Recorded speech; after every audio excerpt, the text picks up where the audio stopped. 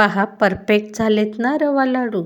आतून दाणेदार, अगदी मऊ, जिभेवर ठेवताच विरघळणारे असे पाकातील रवा लाडू अगदी अचूक प्रमाणात आणि पाकही चुकणार नाही अशा टिप्स या व्हिडिओमध्ये मी सांगितल्या आहेत. अगदी पहिल्यांदा करणार असाल तरीही परफेक्ट जमून जाईल अशा टिप्स या व्हिडिओमध्ये सांगितलेल्या आहेत. चॅनेलवर नवीन असाल तर सबस्क्राईब करायला अजिबात विसरू नका आणि ही रेसिपी तुमच्या मित्रमैत्रिणींमध्ये जरूर शेअर करा. चला तर मग सुरुवात करूया. नमस्कार, मी मनीषा. राजलक्ष्मी रेसिपीमध्ये तुम्हा सर्वांचे स्वागत. इथे मी अर्धा किलो रव्याचे प्रमाण घेतलेले आहे. अर्धा किलो रव्यासाठी 100 ग्रॅम तूप घेतलेलं आहे. कपाने मोजला तर अर्धा कप तूप आणि 3 कप रवा असे प्रमाण होते. त्यासाठी मी थोडं तूप आधी घेऊन त्यामध्ये काजू आणि बदाम तुकडे तुकडे करून चांगले तळून घेणार आहे. गुलाबी रंग येईपर्यंत काजू आणि बदाम छान परतून घेऊया आणि ते एका डिशमध्ये काढून ठेवूया. ड्रायफ्रूट्स घालूनही मी थोडे लाडू तयार केलेले आहेत आणि थोडे मी प्लेनच लाडू ठेवलेले आहेत. त्यामुळे तुम्हाला जर हवे असतील तर आणखी ड्रायफ्रूट्स वेगळे तुम्ही घालू शकता.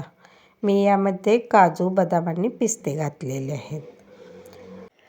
ड्रायफ्रूट्स तळून झाल्यानंतर याच तुपात मी 1.5 कप रवा म्हणजे 2 टप्प्यात रवा मी भाजून घेणार आहे. इथं मी 1.5 कप रवा थोडं तूप घालून भाजून घेणार आहे. थोडा थोडा रवा भाजून घ्यायचा आहे. अर्धा किलो रव्याचे मी 2 भाग केलेले आहेत. पहिला भाग आता भाजून घेत आहे. सतत हलवत गॅसची फ्लेम बारीक मोठी करत आणि सतत हलवत अगदी गुलाबी रंग येईपर्यंत खरपूस असा रवा भाजून घ्यायचा आहे. पहा, कलर छान चेंज झालेला आहे आणि गुलाबी रंग रव्याला आलेला आहे. आता हा रवा काढून घेऊया आणि उरलेल्या तुपात उरलेला बाकीचा 1.5 कप रवाही मी भाजून घेणार आहे. सतत हलवत अगदी एकसारखा गुलाबी रंग येईपर्यंत सगळा रवा छान असा भाजून घ्यायचा आहे. ही एक महत्त्वाची टीप आहे. एकसारखं सतत हलवत गॅस मीडियम टू लो फ्लेमवर सतत हलवत रवा छान भाजून घ्यायचा आहे आणि रवा छान गुलाबी रंग येईपर्यंत असा एकसारखा भाजून घ्यायचा आहे. आता दोन्ही रवा भाजून झालेला आहे. पुन्हा एकदा पहिला रवा यामध्ये घालून तोही 2 मिनटं छान असा परतून घेणार आहे.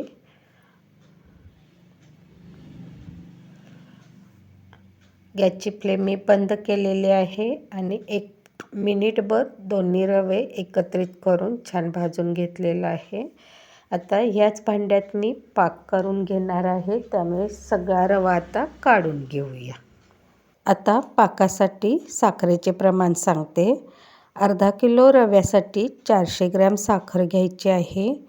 म्हणजे ही जवळपास 2 कप साखर होते. 2 कप साखरेसाठी साखरेच्या निम्मे म्हणजे 1 कपच पाणी घ्यायचं आहे. इतकं पाणी पुरेसं आहे.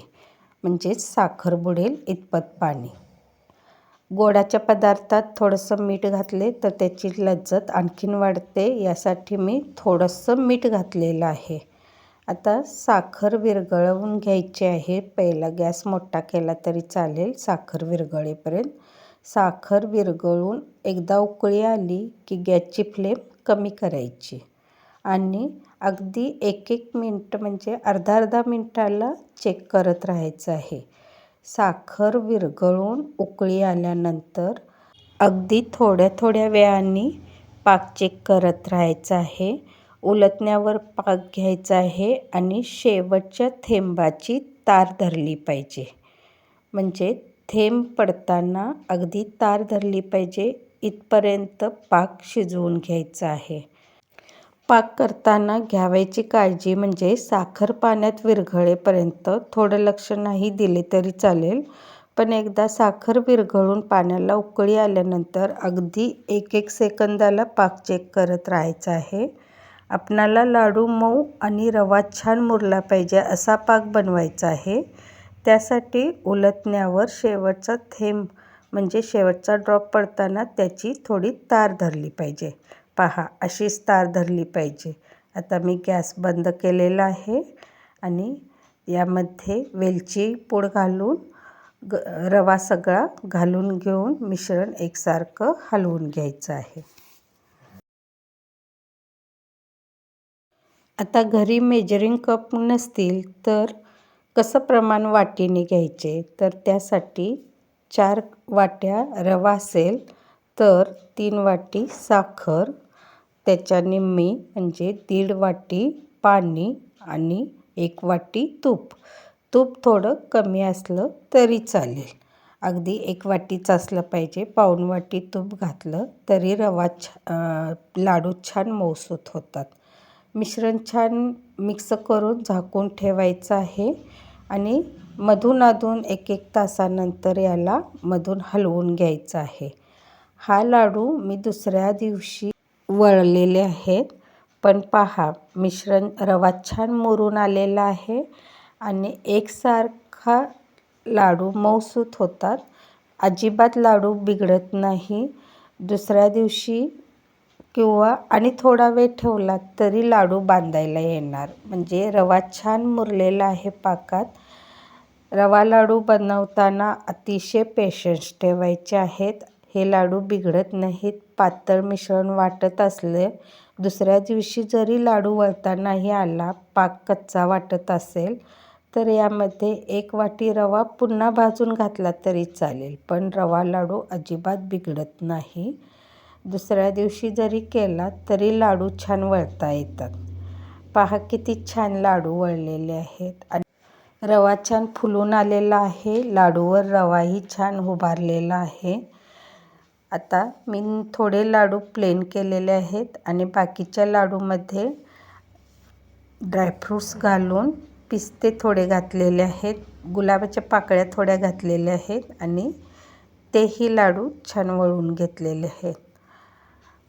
तर कशी वाटली तुम्हाला ही माझी पाकातील रवा लाडूची रेसिपी आवडली असेल तर एक लाईक जरूर करा. तुमच्या मित्रमैत्रिणींसोबत ही रेसिपी जरूर शेअर करा आणि नवीन असाल तर राजलक्ष्मी रेसिपी चॅनलला नक्कीच सबस्क्राईब करा. तर पुन्हा भेटूया अशाच एका नवीन रेसिपीबरोबर. तोपर्यंत मस्त खा आणि स्वस्त रहा. धन्यवाद.